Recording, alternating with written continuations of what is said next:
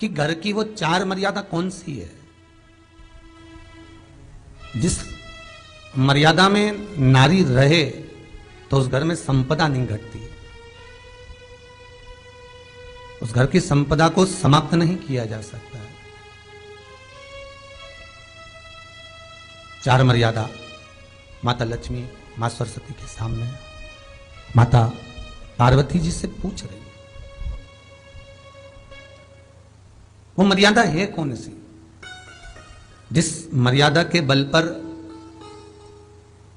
एक जो घर बसता है, घर जो बसाया जाता है, उस घर में सुख, सौभाग्य, संपदा, सत्ता, वैभव, प्रतिष्ठा, यश, कीर्ति, आरोग्यता, ये सब वहां रहे।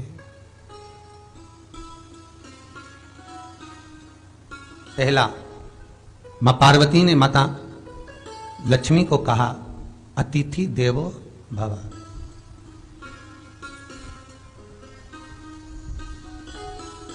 हमारे दरवाजे पर जब कोई अतिथि आए, हमारे दरवाजे पर कोई मेहमान आए तो हम उसका आदर करें। परिवार के लोग जो आदर कर रहे हैं वो अपनी जगह पर है, भाई आदर कर रहा है वो अपनी जगह पर है, जेठ आदर कर रहा है वो अपनी जगह पर है, देवर मान सम्मान दे रहा है वो अपनी जगह पर है, पर सबसे पहला सम्मान घर की स्त्री को अतिथि का करना चाहिए।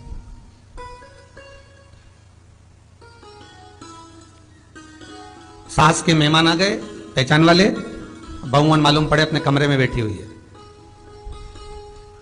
मेहमानों ने आकर पूछ लिया, क्यों बहू नहीं दिख रही? बस आ रही होगी। सास गई, रसोई घर में से पानी लाकर पिला दिया।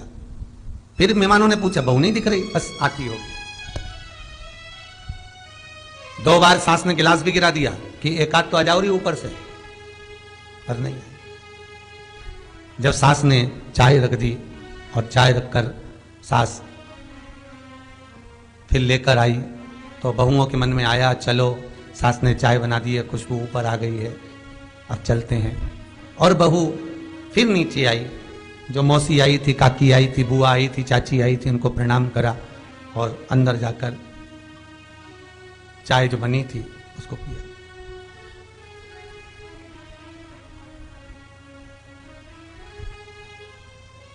एक गरुड़ पुराण में लिखा है, 94 तरह के नरक में एक नरक है जो दरवाजे पर आए हुए अतिथि का सम्मान नहीं करता, उसको जल नहीं पिलाता, उसका मान सम्मान नहीं देता, उसका आतिथ्य नहीं देता, उसके लिए भी एक नरक रखा गया है।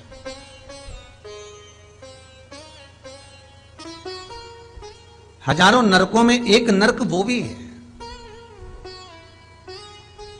जिसका हमने आतिथ्य ना करा हो। मेरा बहुओं से निवेदन है, सास के रिश्तेदार आए तो आप उनका भी आदर करिए और आपके रिश्तेदार आए तो आप उनका भी आदर करिए। जेठानी के रिश्तेदार आए तो आप उनका भी आदर करिए और देवरानी के रिश्तेदार आए तो आप उनका भी आदर करिए। आप किसी ना किसी रूप में जो अतिथि आया है वो ना जेठ का है, ना देवर का है, ना वो सास का है, अतिथि घर का है, किसी एक व्यक्ति का अतिथि नहीं है।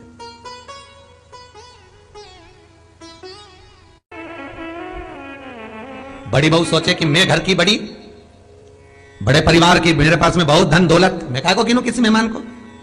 छोटी बहू सोचे मैं काय को गिनूं, मंजिली सोचे मैं काय को गिनूं, संजिली सोचे मैं काय को गिनूं। तुम्हारे मां बाप आए, सास अगर तुम्हारे पिता से, तुम्हारी माता से बात ना करे, देवरानी बात ना करे, जेठानी बात ना करे, तो तुम्हें कैसा लगेगा कि तुम्हारे मां बाप आए और किसी ने सम्मान नहीं करा। उसी तरह सास के रिश्तेदार आए, तुम सम्मान नहीं करोगी तो उसको कैसा लगेगा। फिर तुम्हारे घर के आए, वो सम्मान ना करे तो तुम्हें कैसा लगेगा।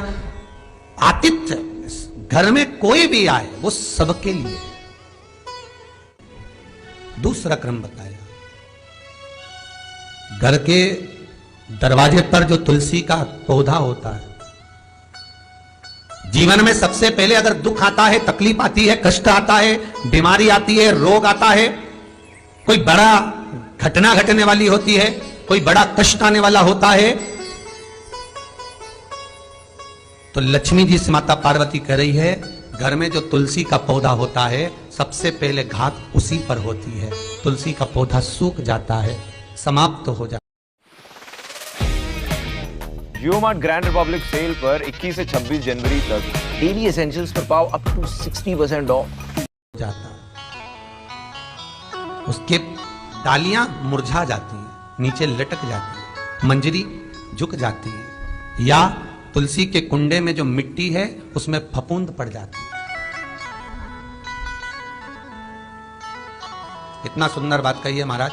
तुलसी के क्यारे में, पद्म पुराण, तुलसी के क्यारे में जो हम जल डालते हैं, वो जल हमने जब डाला और वो जल अगर नीचे गिर रहा है, उसका भी दोष वर्णन है महाराज,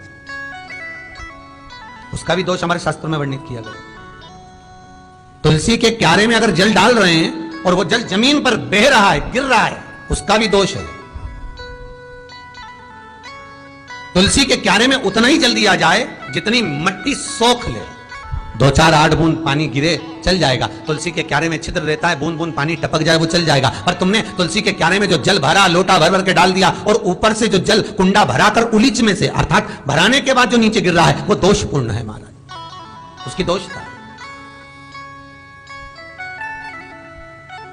वो दोष दे दिया। तो लक्ष्मी से माता पार्वती जी कह रही हैं कि दूसरा क्रम है घर में वैभव, लक्ष्मी, संपदा, प्रतिष्ठा, यश, आरोग्य को पाने के लिए तुलसी के क्यारे की आराधना, तुलसी के कुंड को नमन करना कर सकते। तीसरा क्रम कहा, घर में चाहे नल लगा हो, चाहे आरओ का प्लांट लगा हो, पानी का, घर में छोटा छोटा आरओ प्लांट लगा लेता है, फिर भी घर के अंदर रसोई घर में एक छोटा सा मटका, मटका नहीं तो हंडा, हंडा नहीं तो बाल्टी, बाल्टी नहीं तो कलसा, पानी का भरा हुआ जो नारी रखती है, दूसरे दिन उस पानी को बाहर ढोल कर फिर वापस धोकर भर लेती है। मटका रोज धुलता है, हंडा रोज धुलता है, प्रतिदिन का। जितना जल उस पात्र में रहता है, भरता है, ऐसे ही घर में संपदा बढ़ती है। 3 क्रम पर